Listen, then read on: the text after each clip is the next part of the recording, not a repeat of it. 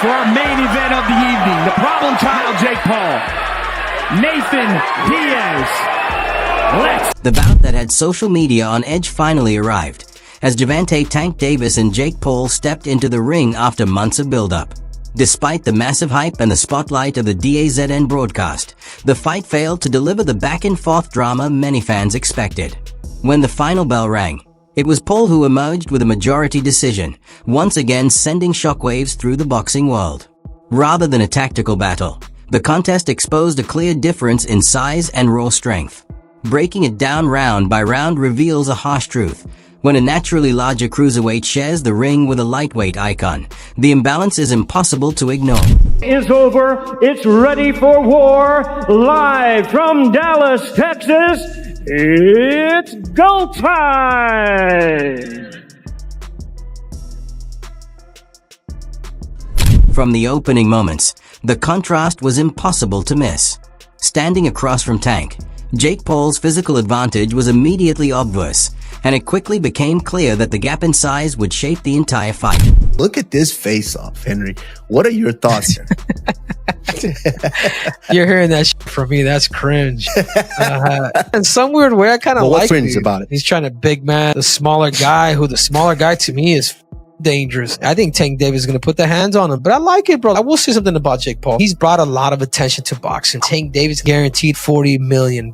If you were in that position, would you fight Jake Paul? Oh, hell yeah. You got to give Jake Paul his flowers. Mike Tyson, Anderson Silva, Nate Diaz. Jake Paul is a disruptor, and he's done a phenomenal job at that. You get big and famous enough to where they will just hand you the title shot and completely throw out the ranking system. If Jake Paul was to do that, I think that'd be the greatest sports accomplishment in history. Going from a Disney Channel kid to a YouTuber to becoming a... Paul's lead hand quickly dictated the pace. His jab created constant distance and shut down Tank's attempts to close the gap early. Tank stayed compact, looking for angles and entry points, but there was very little room to work with. This concern had been raised long before fight night. Several experts had flagged it, including Terrence Crawford. The danger wasn't about technical skill so much as sheer dimensions. When one fighter carries that kind of size and reach, basic mechanics start to matter more than finesse. With a 135-pounder going up against a 200-pounder, you know, if it's scripted, then it's gonna be good for the fans to watch. What do you mean by scripted? Like rigged? Yeah, like scripted. Like but none of those guys want a fucking L, right? I think it's not a real fight. I think it's because it can't be a real fight because they ain't in the same weight. So it'd be more like an exhibition. I think it is an exhibition, but do you think they're like, but not one person saying like, yo, I'm gonna fucking throw the match? You think? I don't think. Or you never know? Yeah, I think they're gonna go in there and spar. I don't think it's gonna be you trying to kill me or I'm trying to kill you. You know, I think it's let's go in here and make this money. You know, it's more of a business tactic than anything. Had to choose someone to win that fight. Who do you think wins? Honestly, I think Jake by youth. Really? Tank showed quick footwork in the early moments, but each attempt to step into range was intercepted by Paul's lead hand. As the second round unfolded, Tank raised the tempo, clearly looking to assert himself with flurries and pressure. Still, Paul remained calm under fire. He mixed the jab with shots to the body, gradually disrupting Tank's rhythm. It became clear that Tank had misjudged what he was dealing with, and the earlier trash talk suddenly felt premature. Jake, what do you think of Jake? Clown. Yeah. He's a clown. Would you look at it as a joke if someone, if your team was like, yo, we want you to fight Jake Paul? Would you be like, come on, man? I'd laugh at him. Like, you want me to fight him? You think it'll ever come to the point where you're going to mix into, I mean, you're obviously doing the real shit, but will it ever mix into the point where the money's big enough? Yeah, would you ever do a fight like that? I feel as though in my career, I can't. Tank's shots simply didn't have the same effect, and the reason was obvious. Paul's natural size told the story.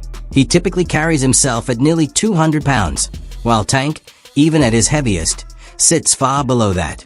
When Paul connected, the impact showed. When Tank landed clean, it barely registered. It played out exactly the way critics and analysts had predicted leading into the fight.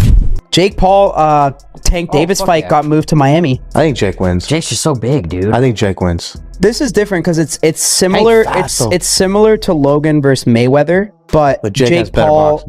now obviously is way more advanced than where Logan was at that moment in time. I mean, Gervonta it's is just, fucking sick. I mean, yeah, no, but dude, Did you Jake, ever watch his highlights? Jake can He's crack, nasty, man. bro. He's so sick. I love. As the fourth round rolled on, Tank's energy began to dip. That's when earlier comments from Mike Perry started to feel relevant. In the build-up, Perry had questioned Tank's commitment, suggesting the fire just wasn't there anymore. Inside the ring, Tank didn't look fully engaged, more like someone clocking in for work than chasing something meaningful. Tank is big. Tank has a lot of skill, but I don't think he's the same Tank that we saw the most incredible knockouts. We saw him, I mean, Lamont Roach performed great. They went to draw, and, you know, I just don't know. And Tank walked away. I don't know if he loves it enough to beat a guy who outweighs him by 80 to 100 pounds. Meanwhile, Paul was executing the plan everyone had anticipated, leveraging his size and strength to control the action. Tank, for all his effort, never hit the canvas, but the accumulation of punches was clearly wearing him down. With each passing round, Paul's confidence only increased, and it was the kind of calm self-assurance he had carried long before stepping through the ropes. I'm fighting Gervonta Davis on wow. Netflix. Let's go. People think that he could actually beat me, and people think he could outbox me, and he's so powerful and this and that. That's what makes it a good fight. November 14th, Netflix. By the 7th round, Tank managed to string together a few promising sequences. He slipped past Paul's jab and landed some sharp left hands, showing flashes of the skill that had dominated his own weight class. Still, Paul barely flinched. He just kept pressing forward with a grin. It quickly became clear that Tank's power didn't scale to this matchup. Paul shifted gears, closing the distance with purpose. No more measuring. He was relentlessly advancing, throwing combinations, and keeping Tank on the defensive. At this point, Tank looked more like he was trying to endure the round than actually take control. Clearly, all those sessions with Shakur Stevenson had left their mark. Opponent to replicate something that obviously, you know, there's nobody else out there that's Tank Davis. How do you prepare for a guy that's different stature-wise? Yeah, no, we have world champions. Raymond Ford in the 130-pound weight class. We got Montana Lovin. Shakur Stevenson is coming in this week. So Wow. just sparring against guys on their level and people who have, you know, been doing this their whole entire lives. But we're really focusing on speed and not as much on power. I'm not doing as much like weightlifting and all of that stuff. I'm actually trying to like lose some muscle so that I have less weight and so that my punches are coming off faster. Whenever Paul connected, the rope shook and the crowd erupted, a scene that seemed to confirm exactly what Dana White had predicted. White had cautioned early on that Paul's opponents should be closer to his own size, warning that bouts like this, while thrilling to watch, are fundamentally uneven matchups. Aren't bridge with my brother unfixable. I don't hate your brother. You guys need to fight guys your same size. When you fought Floyd, you are massive. He did hit you with a fucking bomb and you fucking ate it. He's gonna fight Gervonta Davis. Who do you got? Gervonta, I think, hits way harder than Floyd, but he's too small. Your brother's gonna be able to get inside on him, put his weight on him, tie him up. I hear your critique on fighting guys the same size as you. Is that why you guys wouldn't let me fight Connor? Yeah, you're fucking huge. Connor weighs 145 pounds, 155 pounds. Yeah, but he says he could. By the 8th round, Tank's fatigue was obvious. His face showed the wear, and his movements reflected a fighter who wasn't fully present. Tim Bradley's pre-fight comments about Tank's mental focus seemed spot on. By this point, it was clear he had mentally checked out. Tank is hung him up, shoes off, get the bag, put a plaque up, he done. Tank is done. When you say done, you mean like not fighting anymore? Tank is checked out mentally. Tank is gone mentally. Tank looking for the big bag, of Jake Paul, Pacquiao, something solar, and he's looking to, hey, I'll see you later. Tank is standing. He's not gonna fight Shakur Stevenson at all. I don't care how much money Turkey offered, give him 4 Lamborghinis, whatever. Tank ain't taking that fight. By round 9, Paul began to loosen up, clearly confident the fight was his. Ryan Garcia's pre-fight warning echoed in hindsight. He had predicted that many fans didn't grasp how much of a mismatch this was. Most expected Tank, the seasoned boxer, to run through the YouTuber, but the reality of the size and strength gap told a different story. This wasn't a fair fight. a fucking disgrace of a fight. Yeah. You know it. Just like Mike Tyson, low key was a disgrace, but we accepted it. But Yeah. he was 60 years old. I mean, the casuals don't see the weight difference. They see Jake Paul and Gervonta Davis. Yeah. And if Gervonta Davis doesn't fuck up Jake Paul, they're gonna think Jake Paul is some pound for pound champion type of fighter. Yeah. Gervonta Davis he's actually really small. Like when I fought him, like he's small. Yeah. So I just think it's a very unfair fight. The last round belonged entirely to Paul. He stayed disciplined, using his jab and movement to control the action while avoiding any unnecessary risks. Tank made a final effort to turn things around, but it fell short. When the final bell rang, there was no suspense. The outcome was clear. Paul had secured the victory. So it is the day after Jake Paul versus Julio Cesar Chavez Jr. My voice is damn near gone. We just had one of the best streams I've had in a very long time, about 18 hours, supposed to have been 24, but we had some technical difficulties. Thank you everybody that showed up and showed out. It was me, my lady. It was fun reactions. We had a blast. The entire stream was awesome, so thank you guys for that. But today, let's talk about the Jake Paul and Julio Cesar. Today, the focus shifts to Jake Paul versus Julio Cesar. The hype was real, but even among his biggest fans, there was an unspoken understanding. This matchup leaned heavily in Paul's favor rather than being a true test of skill. It was as much about marketing and spectacle as it was about boxing itself. As critics pointed out afterward, this wasn't the type of contest the sport truly needed. Garcia said that boxing is turning into the WWE. Is that like a bad thing? The WWE is a $12 billion company. I think he wants to get in there.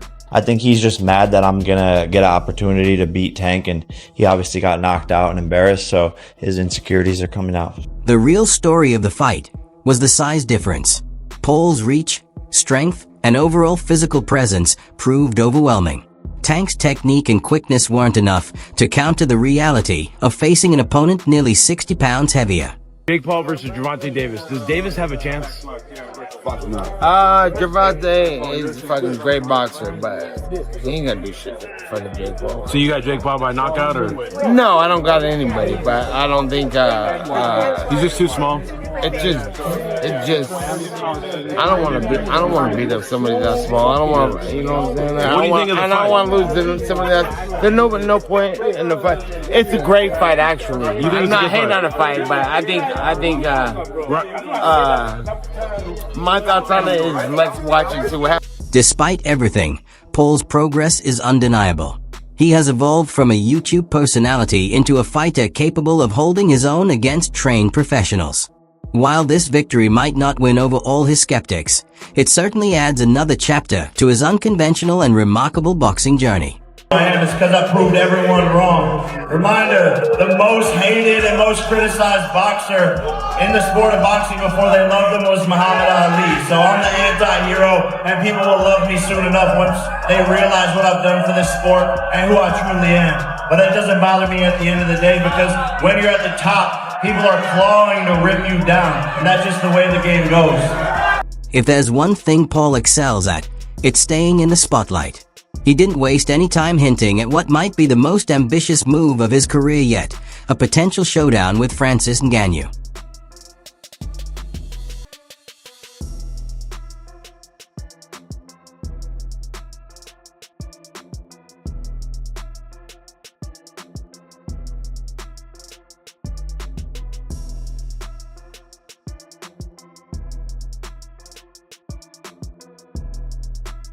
Reports say Paul's team has already reached out to see if Ngannou would even consider stepping into a boxing ring with him. On paper, it sounds outrageous. Ngannou is a true heavyweight with immense power. Paul is still adapting to fighting bigger opponents, yet has built a career surprising those who thought he couldn't pull off the impossible. Have sex with you if he wanted to. If you want to make money, fight Jake Paul. I would love for him and Francis too. No, Francis would hurt him. Billy Fresh that said this. Francis could have sex with you if he wanted to. No. Jake Paul, Jesus Christ. Dude. Don't do it. It's ruined my appetite. I be thinking of Francis Ngannou and laying pipe, dude. No, pause, Henry. Relax. Don't take it that far. I mean, you said it, bro. If Francis somehow one of his paws, one of his mittens touch anywhere near here, no, that's not what. While a matchup like this is far from certain, it has the internet buzzing, and Paul knows better than anyone how to capitalize on that hype. To add even more fuel to the fire, rumors have surfaced that has also been calling out none other than Anthony Joshua, the very same heavyweight champion. I He know just I will got beat, knocked out, right? Yeah. He doesn't have a chin, and he has no skill, and he's stiff. And I love you, Anthony. We're friends. But I want to fight you. I will beat Canelo. I will beat a lot of people. I will not beat David Benavidez. Several insiders say Paul has been angling for a potential fight in the UK, hinting that he could pull off another surprise. It sounds outrageous, but given how he operates, creating headlines like this is exactly in his wheelhouse.